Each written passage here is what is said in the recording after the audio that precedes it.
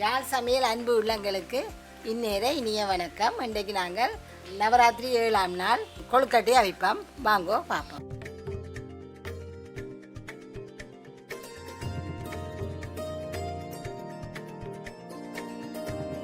மாவுக்கு 2 சுண்டு வறுத்த அரிசி மாவும் 1 சுண்டு அவிச்ச கோதுமை மாவும் போட்டு வச்சுருக்கிறோம். இது 1/2 கிலோ சர்க்கரை, 1/2 கிலோ பயறு, ஒரு பாதி தேங்காய், சீனியும் ஏலக்காயும் சேர்த்து அரைச்சி போடுறதுக்கு உப்பு. வாங்க பார்ப்போம். முதல்ல நாங்கள் இந்த வறுத்து குத்தின பயரை போடுவோம். இதை அவிய போடுவோம். இதுக்குள்ள கொஞ்சம் உப்பு போடுவோம். இதுக்கு மேலால் தண்ணி நிற்கும். நாங்கள் இது இப்போ நாங்கள் அவிய விடுவோம். இப்போ சோத்துக்கு அரிசி போடுற மாதிரி தான் இதுக்கும் தண்ணி மேலால் நிற்கிது.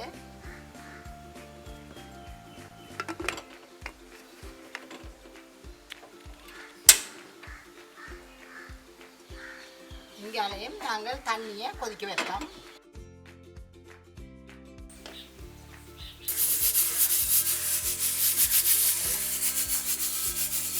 தண்ணி கொதிச்சிட்டு நாங்கள் இறக்கி இந்த பாத்திரத்துக்குள்ள ஊற்றுவோம். நாங்கள் இதில் சர்க்கரைக்குள்ள நாங்கள் கொஞ்சம் தண்ணியை விட்டு அதை கரைய விடுவோம். கொஞ்சம் தண்ணி விடுவோம்.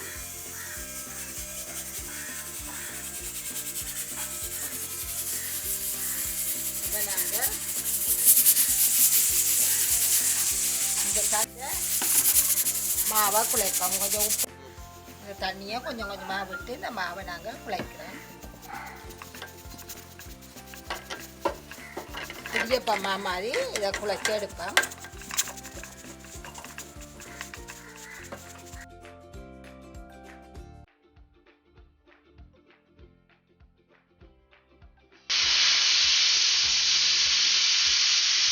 இதை நாங்கள் இறக்கி வச்சுட்டு நீ அவிக்கிற பானையை ஏற்றுவோம்.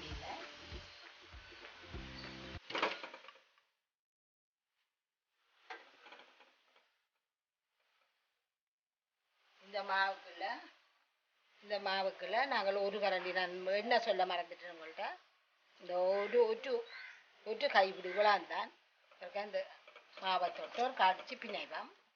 அவ்வளோந்தான் நின்று விடணும்.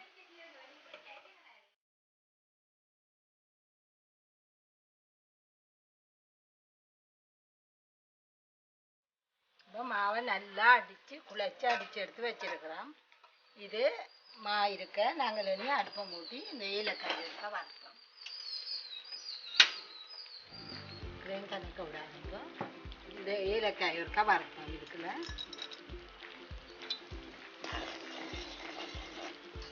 இது கொஞ்சம் முருகட்டும். இதுக்குள்ள ஒரு மண்ணும் இல்லாதபடியாக நாங்கள் அப்படியே காய்ச்சிடும்.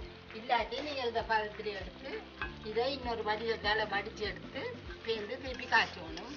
இது நாங்கள் வழக்கமாக வாங்குகிற சர்க்கரை என்ற வழியாக எங்களுக்கு தெரியுது. ஒரு மண்ணு வீட்டில் இருக்கிறீங்க. இது நல்லா கொஞ்சம் முருகட்டும்.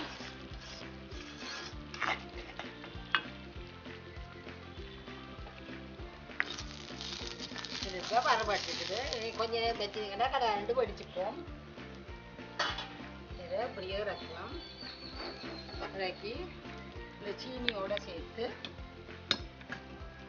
நாங்கள் ஒரு கை அரைப்போம். தண்ணியை கொதிக்க வைப்போம்.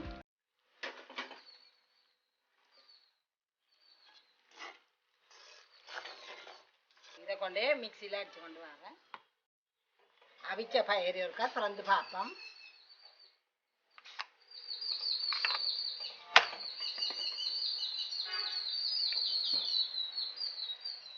நல்லா உப்போட அவிஞ்சிருக்குது.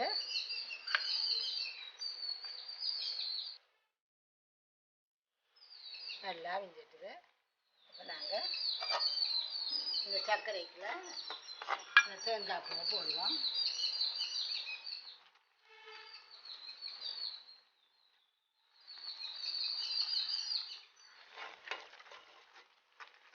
நல்லா கிளறி வச்சுட்டு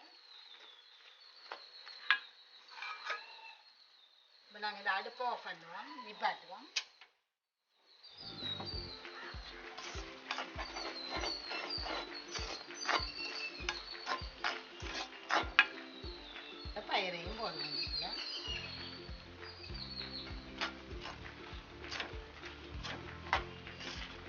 அடுப்பை நிப்பாட்டியாச்சு.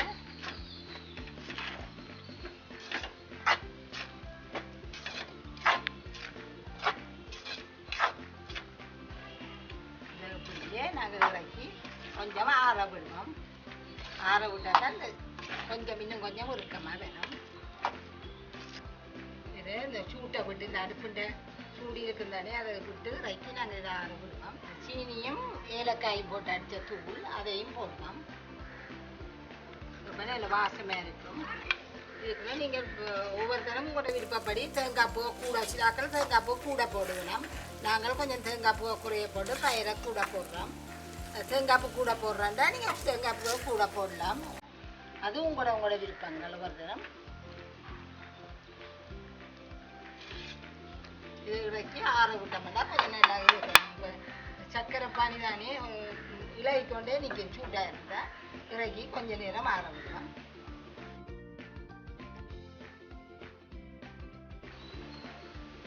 இது ஒரு அரை மணித்தியாலம் விட்டிங்கன்னா நல்லா ஆறி இருக்கும். இப்போ எந்த ஒரு கலந்தியால் எடுத்து நாங்கள் பின்னாங்கள் செய்து அதுக்குள்ளே வைக்கணும். அரை மணித்தியாலம் கொஞ்சம் பொருங்குவோம். சின்ன சின்ன உருண்டியெல்லாம் எடுத்து அதை நாங்கள் கிண்ணியல் மாதிரி செய்யணும். கிண்ணியல் மாதிரி செய்து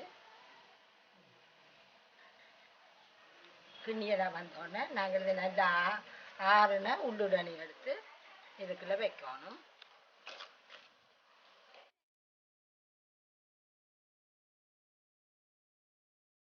வச்சுட்டு இதை நாங்கள் அப்படியே மூடி அதுக்கு சீல் பண்ணணும். மூடி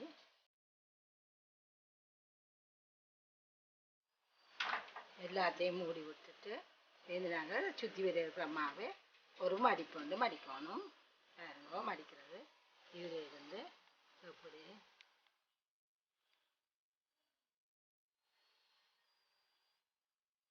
அப்படி இப்படி கடல் ரெண்டு மடித்து கொண்டு போடலாம்.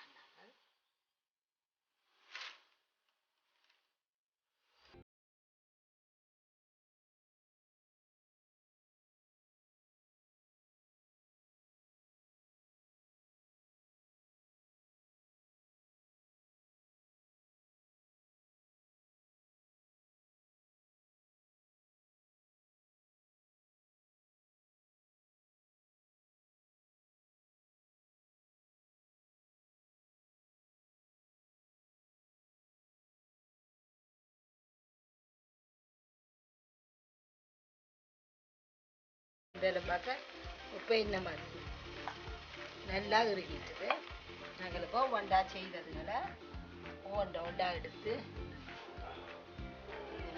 இதில் பூச முதல் நாங்கள் இதுக்கு ஒரு கொஞ்சம் தேங்காய் நீர் சொட்டு தேங்காய் நீர் பூசிட்டு அப்படியா தேய்ச்சி விடுவோம். எல்லா இடமும் தேய்ச்சி சுற்றி வர அடுக்குவோம்.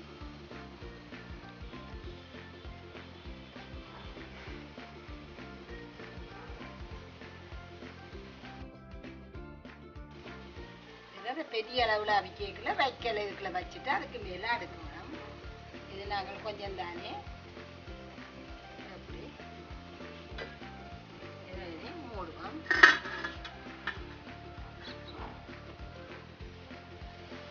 இப்படியே எல்லாத்தையும் செய்து முடிப்போம்.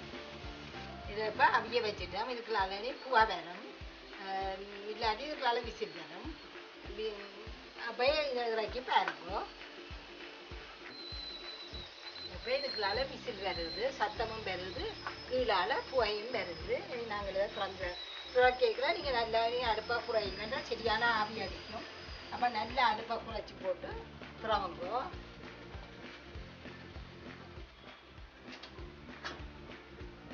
அப்போ நல்லா அவிஞ்சிட்டு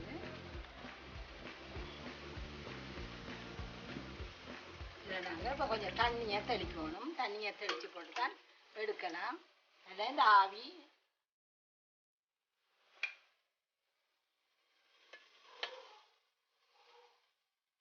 நீங்கள் இதே கொழுக்கட்டை உங்களுக்கு வெள்ளை நிறத்தில் வேணுமென்னு சொன்னால் வெள்ளை அரிசி மாவுலையும் கோதுமை மாவும் கலந்து செய்யுங்க. இப்படி வெள்ளை நிறத்தில் வரும்.